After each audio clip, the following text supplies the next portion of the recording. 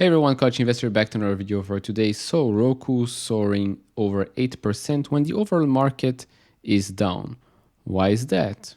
Some good news with regards to the company. Did something happen? Well, that's what we're going to discuss in this video.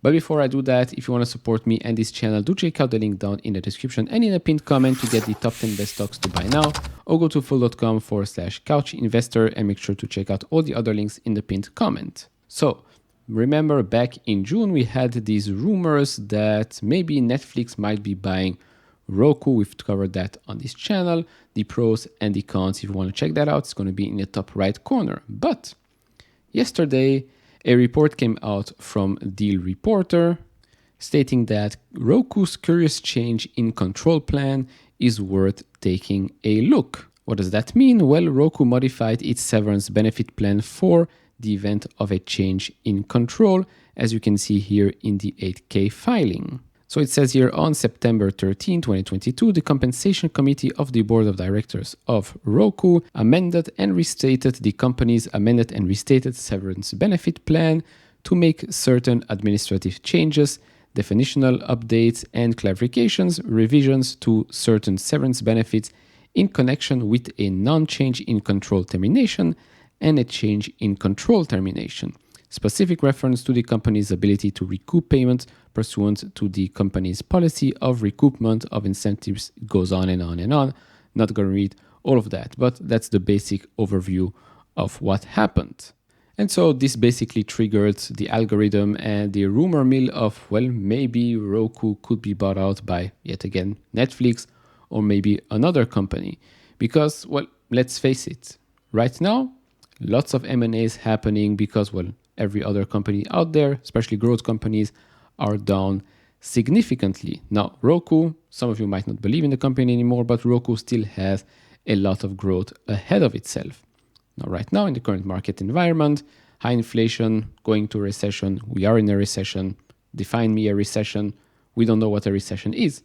But right now, yes, Roku's business, as we've seen the last quarterly earnings, it has slowed down a little bit. But connected TV, streaming ads, ads in general, digital advertising is growing, and that's not stopping anytime soon. And Roku is perfectly positioned as well, as mentioned in countless videos on this channel. And yes, I own Roku in my portfolio.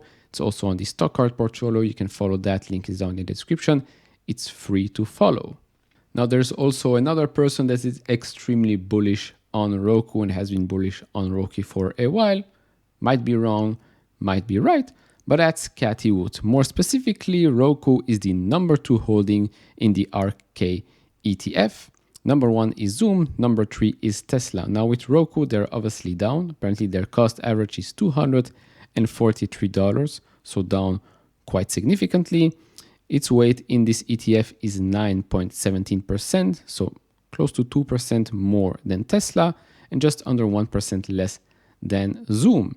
Now, if we zoom out and look at all of the ETFs combined, we can see that Roku sits at number 3, 4.6% weight, Zoom number 2, just under 5%, and then, surprise, surprise, Twilio sits at just over 5% at the top spot, which to me was a big surprise, to be honest, because I don't think Twilio was that high not so long ago. Obviously, UiPath, if you wanted me to cover that, leave it down in the comments below. That position has been growing quite a lot recently. Now, obviously, with Roku, and especially I think the game plan for Cathie and ARK Invest is that they maybe believe that, yes, somebody is going to come and buy Roku. Either that, or they truly believe a lot in a company, and maybe in the next coming quarters, the company performs extremely well, the stock goes up. And yes, even when the company does well, we've seen that with Tesla, they will start selling their shares, bring their average down as well, taking some profits. Now, what do I think will happen? To be honest, I'm 60-40. 60, they're staying as a standalone company. 40, somebody comes and picks them up.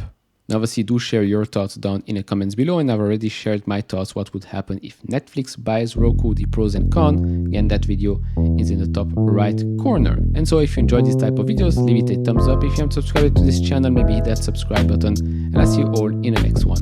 Bye-bye.